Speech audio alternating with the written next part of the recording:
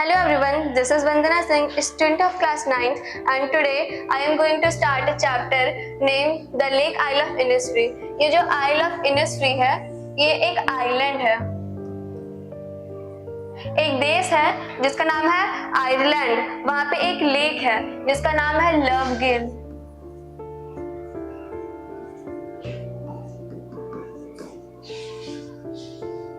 वहाँ पे ये जो आइलैंड है आइल ऑफ इनिस्फ्री, ये रियल में एग्जिस्ट करता है।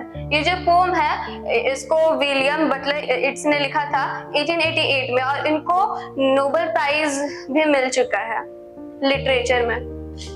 ये जो पोयम है वो बताता है कि जो पोएट है विलियम बटलर, वो अपना बचपन का दिन यहाँ पे गुजारा करते थे, और जब वो बड़ा हुए, जब वो अपना आगे का पढ़ाई लिखाई किया और जब वो अपना करियर परस्यू किए, तो वो मेजर सिटीज में रहे, जैसे कि लंदन, डच। तो वो जो सिटीज था वो बहुत ही ज्यादा भीड़ भाड़ वाला इलाका था। तो फिर वहां पे उनको हमेशा ये जो आइलैंड है आइल ऑफ इनिस्फ्री, उसका हमेशा याद आते रहता था, क्योंकि ये जो जगह है वो बहुत ही ज्यादा खूबसूरत है, शांति भरा है और नेचर से घिरा हुआ है। So now we are going to start this chapter. So the first stanza is, I will arise and go now and go to Innisfree, and a small cabin built there of clay and bottles made. 9 bean rows will I have there, a hive for honey bee, and live alone in the bee loud glade. So first stanza में poet बोल रहा है I will arise. यहाँ पे arise का मतलब है get up. First stanza जो फर्स्ट सेंटेंस है, पोएट एकदम से अब्रप्टली इस पोएम को स्टार्ट करता है और बोलता है कि मैं उठूंगा और जाऊंगा कहाँ, इनिस्फ्री में। आप सपोज कीजिए कि एक ऐसा आदमी है जो कि शहर के भीड़ भाड़ वाले इलाके से तंग आ चुका है और वो सुकून चाहता है, शांति चाहता है, इसलिए वो इनिस्फ्री जा रहा है क्योंकि उन्होंने अपना बचपन यहाँ गुजारा था। सेकंड पैराग्राफ है, and a small cabin built there of clay and waters made. यहाँ पे कैबिन का मतलब है हट, झोपड़ी, और क्ले का मतलब होता है मड, और वाटर्स का मतलब होता है ट्विंग्स। इसको हिंदी में बोलते हैं टहनिया। तो सेकंड लाइन में पोएट बोलता है कि जब हम इनिस्फ्री जाएंगे तो वहां पे हम एक छोटा सा झोपड़ी बनाएंगे, किस किस चीज से, क्ले से और टहनिया से। उसके बाद 9 bean rows will I have there, a hive for honey bee। 9 bean rows, यहाँ पे जो बीन है ये एक वेजिटेबल है, ये एक वेजिटेबल का नाम है, और यहाँ पे हाइव का मतलब होता है छत्ता। तो पोएट कहते हैं 9 bean rows will I have there, वहां पे वो जो बीन है, जो वेजिटेबल है, उसका 9 रोज लगाएंगे और साथ ही साथ वो वहां पे एक hive for the honey bee, मधुमक्खी का छत्ता भी लगाएंगे। And live alone in the bee loud glade. यहाँ पे ग्लेड का मतलब होता है a large open area, a large open area. जो पोएट है वो अकेले रहना चाहते हैं एक लार्ज ओपन एरिया में, और यहाँ पे जो बी लाउड है इसका मतलब होता है मधुमक्खी का आवाज, बजिंग साउंड। तो वो एक लार्ज ओपन एरिया में अकेले रहना चाहते हैं और वहाँ पे सिर्फ और सिर्फ मधुमक्खी का बज साउंड रहेगा। तो इस फर्स्ट स्टैंजा का मोरल ये है कि जो पोएट है वो नेचर से घिरा हुआ रहना चाहते हैं। वो सबसे पहले इनिस्फ्री जाएंगे, वहां पे वो एक कैबिन बनाएंगे, झोपड़ी बनाएंगे खुद का मड से और टहनिया से। उसके बाद वो वेजिटेबल्स उगाएंगे, खुद से उगाएंगे और अपना पेट भरेंगे, और फिर वहां पे वो छत्ता भी लगाएंगे, अकेले रहेंगे और सिर्फ वहां पे एक मधुमक्खी का बज साउंड आएगा। और यहाँ पे सेकंड पैराग्राफ में पोएट बोल रहा है, and I shall have some peace there, for peace comes dropping slow, dropping from the wheels of the morning to where the cricket sings. There midnights all a glimmer, a noon a purple glow, and evening full of linnet wings. यहाँ पे and I shall have some peace there, यहाँ पे for का मतलब है because, यहाँ पे for का मतलब है because। जो पोएट है वो बोल रहा है and I shall have some peace there, for peace comes dropping slow। dropping slow का मतलब होता है reducing pace of life।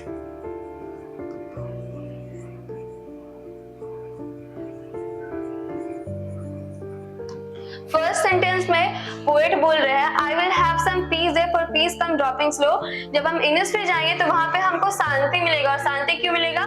जो मेरा लाइफ का जो भागा दौड़ी है वो वहां पे खत्म हो जाएगा। Dropping from the veils of morning to where the cricket sings, यहाँ पे वेल्स का मतलब है घूंघट, और क्रिकेट एक इंसेक्ट का नाम है। तो पोएट बोलते हैं dropping from the veils of morning to where cricket sings. Veils का मतलब था घूंघट। बेसिकली नॉर्थ इंडियन साइड में क्या होता है कि जो महिलाएं होती है वो एल्डर, जो उनसे एल्डर रहते हैं उनके सामने वो घूंघट रखती है। तो सपोज कीजिए सुबह सुबह जब हम उठते हैं तो चारों तरफ एकदम धुंध सा छाया हुआ रहता है, एक मिस्ट रहता है, या फिर हम कह सकते हैं डार्कनेस, और वो डार्कनेस एकदम से छट जाता है जब सूरज का पहला किरण उसमें पड़ता है, और उस समय चारों तरफ एकदम ही शांति छाया हुआ रहता है। तो फिर पोएट यहाँ पे बोल रहे dropping from the veils of the morning to where the cricket sings, मतलब कि सुबह का जो धुंध एकदम से हटता है और उसका पीस एक तरह से फैलता है जब क्रिकेट एक इंसेक्ट है जब वो गाना गाता है। There midnight solid glimmer and noon purple glow, यहाँ पे midnight का मतलब है मध्य रात्रि।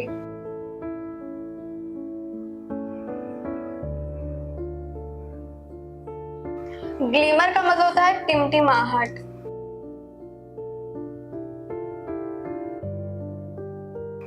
नून का मतलब दोपहर। पर्पल का मतलब है यहाँ पे एक रेडिश ब्लू, मतलब कि एक ब्लू कलर का लालिमा छाया हुआ रहता है।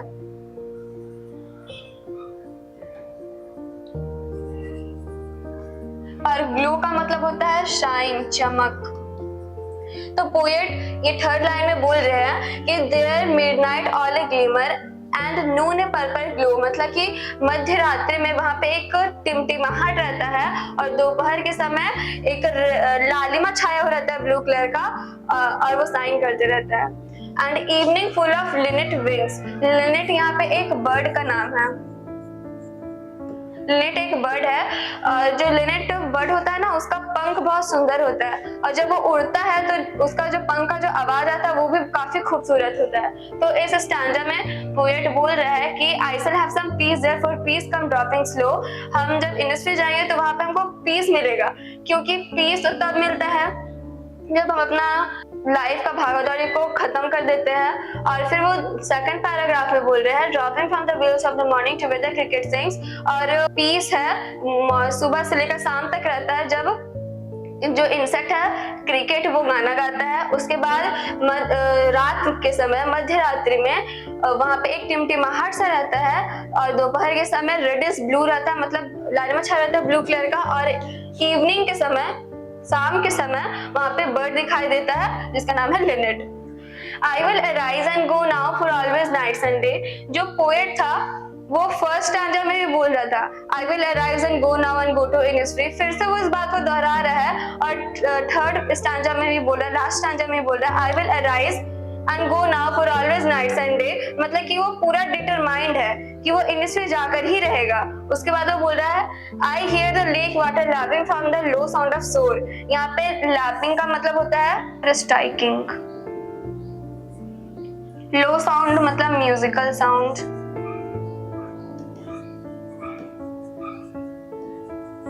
और शोर का मतलब होता है किनारा।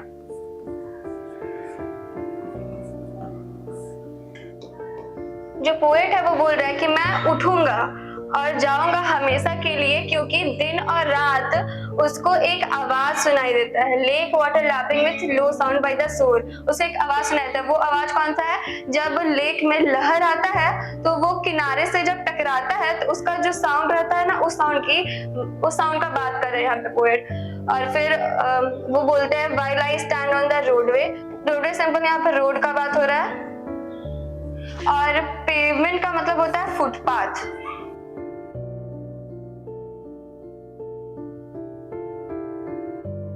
जो पोएट है वो बोल रहे हैं while I stand on the roadway or on the pavement grey, तो जब भी वो रोडवे या फिर फुटपाथ पे जब वो खड़ा रहता है तो उनको वो आवाज सुनाई देता है। कौन सा आवाज? लहर जो किनारे से जब पत्थर से टकराता है उसका आवाज। I hear it in the deep heart core, core का मतलब होता है innermost of something।